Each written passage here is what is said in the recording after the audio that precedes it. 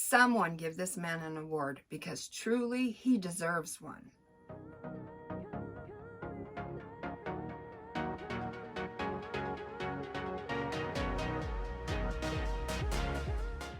Hello, my name is Flo. Welcome to my channel, The Great Jelly Library. I am so glad you could join me. I always look forward to your visit.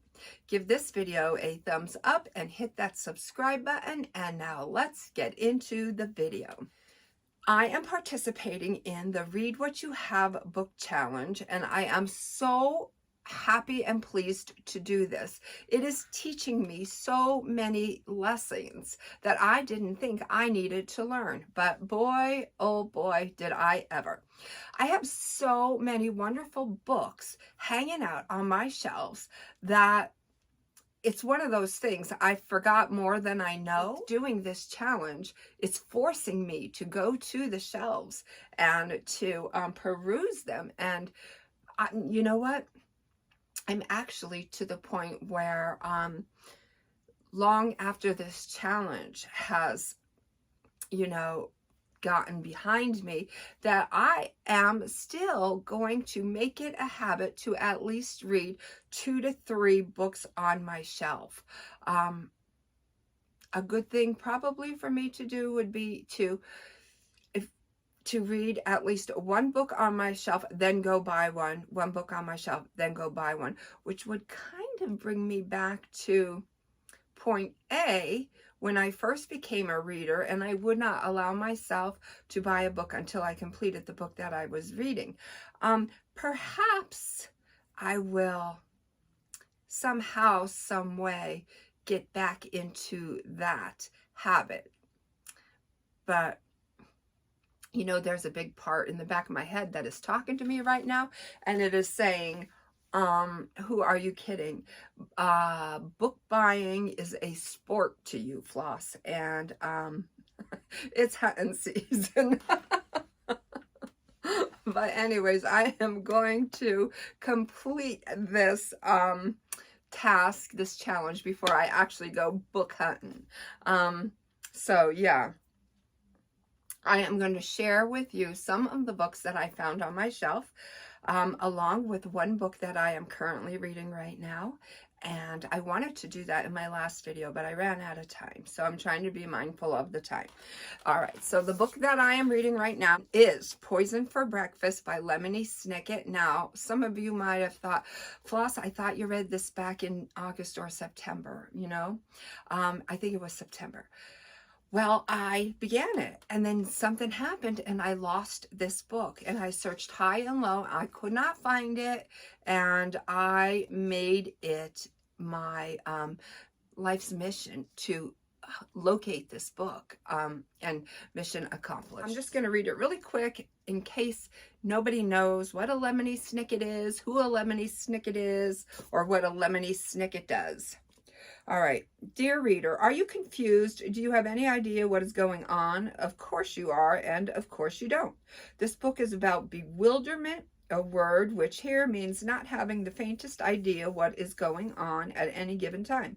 It is also something of a murder mystery in which a dreadful crime is investigated in the hopes of finding out what happened to the poor murdered victim.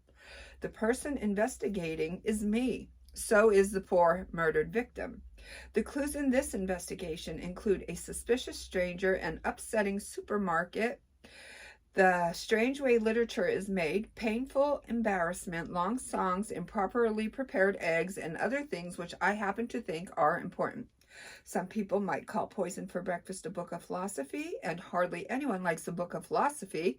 When a person begins to investigate this bewildering world and their own inevitable death, they begin to suffer from a deeply troubling kind of bewilderment experienced by anyone foolish enough to love literature. Unless you are that sort of person, I recommend reading something else entirely. With all due respect, Lemony Snicket. So I'm enjoying this one. All right, so I have a stack right here. Now, without this challenge, I should say, The challenge was created by Ollie over at the book channel Criminale. He talks about horror and mayhem and such. He is the one that invented this challenge. So I absolutely, positively think this is insanely brilliant as far as I'm concerned. And yeah, somebody needs to get him an award for this genius. All right. So without this challenge, I would not be able to go to my shelves and say, you know what? What are we reading today? I'm trying to read smaller books. I just did Moby Dick, but guess what? I did Moby Dick like 3 or 4 times. I tried to do that in a 20-year span, and I always started back at the beginning, but this time I didn't. My book was marked, and I started, and I was like more than halfway through, so I just picked up where I left off. I think I did that not this September, last September. That's when I put that book down.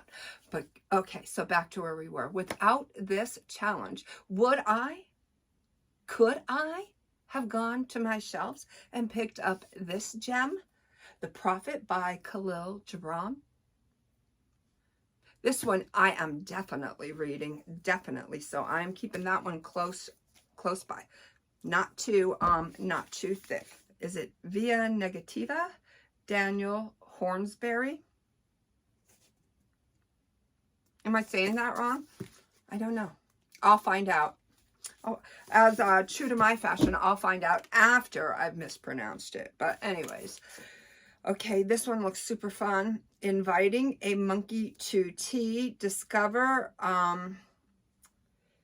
Lasting Contentment by Nancy Collier. I'm just going to take these things off. Okay, calm your monkey mind. Calm your monkey mind. Right there. It's got me. There is a monkey living inside your head, screeching its opinions, yammering on and on about its feelings and fears. You can tame it or pretend it's not there, so why not invite it to tea? Welcome the monkey mind as an ally and listen to its stories. When you treat your thoughts with curious compassion, you end the frantic, futile quest for permanent happiness and discover real joy and contentment.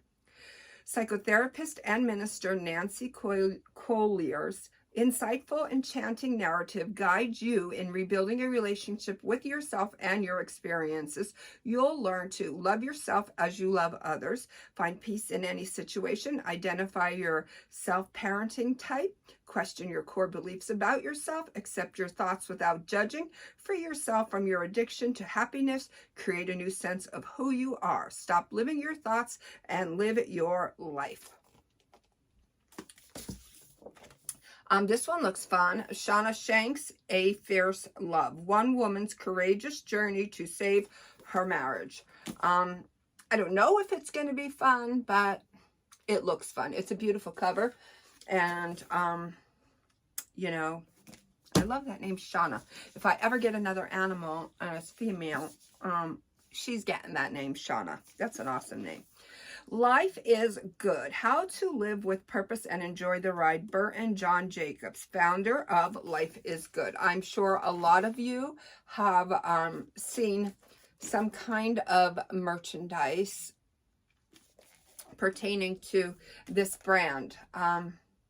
Openness, courage, simplicity, humor, gratitude, fun, compassion, creativity, authenticity, and love. In this fun, inspiring book of simple wisdom, brothers and Life is Good founders, Bert and John Jacobs, share 10 key superpowers that have helped them spread the power of optimism and transform their homegrown t-shirt company into a beloved lifestyle brand that touches the lives of millions. Their entertaining, relatable insights reveal that the tools for a happy and fulfilling life are accessible to all of us. And I have wanted to read this. Last Christmas, I was watching a booktube, a well-known booktube channel, and pretty big booktube channel, Books and Lala, I believe it was. But she presented this book, and You know, I actually, this is how big of a game hunter I am. I stopped decorating the tree and ran to the bookstore to go and acquire this book. And did I read it? No. So guess what? Now's my chance. Praise for Cackle. This witty page turner put its spell on me. Cackle is a charming and very contemporary story about self-realization, a gal pal, Adam's family in the best way. Clever and massively enjoyable.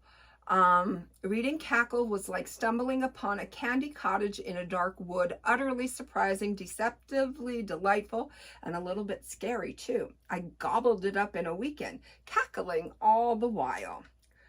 Yeah, so it's good to be wicked. This is written by Rachel Harrison, and I also love this cover. So that is it. They are the books that I am bringing you today. I hope you are participating in this challenge. If you would like to do it behind the scenes, by all means, go ahead. If you would like to do it with all of us in a group, head on over to Ollie's book page, Criminally, and click on his description, and then just hop on into his Discord and welcome yourself. We're waiting for you to arrive. Until my next video, I hope you're reading something fun. Know that I love you. Be well, be good, and be reading.